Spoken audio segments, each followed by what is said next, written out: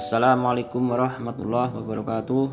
Alhamdulillah, kali ini kita akan melanjutkan materi IPS bab 3, yaitu tentang penguatan agrikultur di Indonesia.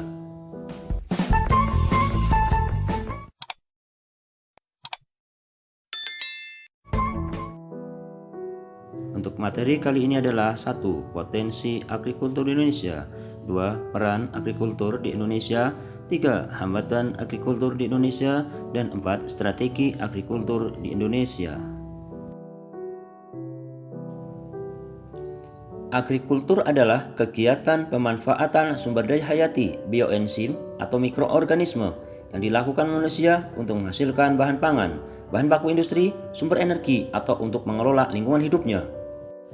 Contoh kegiatan agrikultur seperti budidaya berbagai tanaman atau bercocok tanam, pembesaran hewan ternak, serta pemanfaatan berbagai mikroorganisme dan bioenzim untuk pengolahan produk.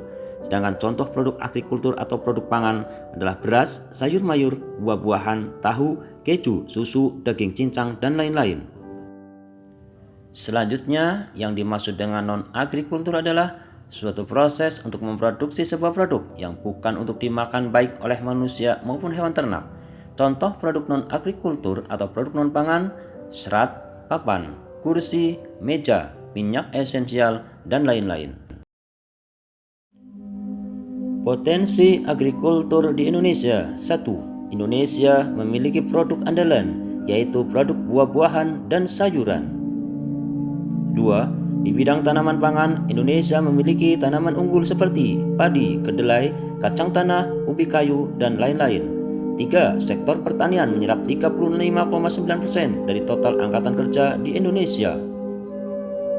4. Sektor pertanian di Indonesia merupakan kontribusi besar dalam pendapatan nasional, penyerapan tenaga kerja, penyediaan pangan, dan penyediaan bahan baku industri. Peran bidang agrikultur terhadap perekonomian Indonesia sebagai komoditi unggul dalam kegiatan ekspor, sehingga pendapatan negara melalui devisa dapat meningkat secara kualitas dan berkesinambungan. Dengan adanya sektor pertanian, maka ketahanan pangan nasional dapat dipenuhi. Hambatan pengembangan agrikultur di Indonesia. 1.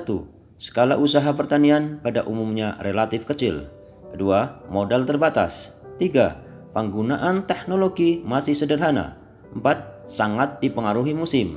5. Tenaga kerja dari keluarga. 6. Akses terhadap kredit, teknologi, dan pasar rendah. 7. Pasar pertanian dikuasai pedagang-pedagang besar. Selanjutnya adalah strategi pengembangan agrikultur di Indonesia. 1. Eco-farming. Strategi eco-farming merupakan peningkatan sistem budidaya di sektor pertanian yang ramah lingkungan dan terintegrasi dengan kearifan lokal di setiap daerah di Indonesia. 2. Distribusi pupuk secara merata. Caranya, petani diminta menjumlahkan kebutuhan pupuk untuk kebutuhan tanamannya per hektar selama 1 tahun, sehingga pemerintah dapat menyediakan stok pupuk sesuai dengan kebutuhan petani. 3. Perbaikan irigasi. Pemerintah mengusahakan keterjaminan ketersediaan air untuk pertanian. Demikian materi penguatan agrikultur di Indonesia. Semoga bermanfaat. Terima kasih. Wassalamualaikum warahmatullahi wabarakatuh.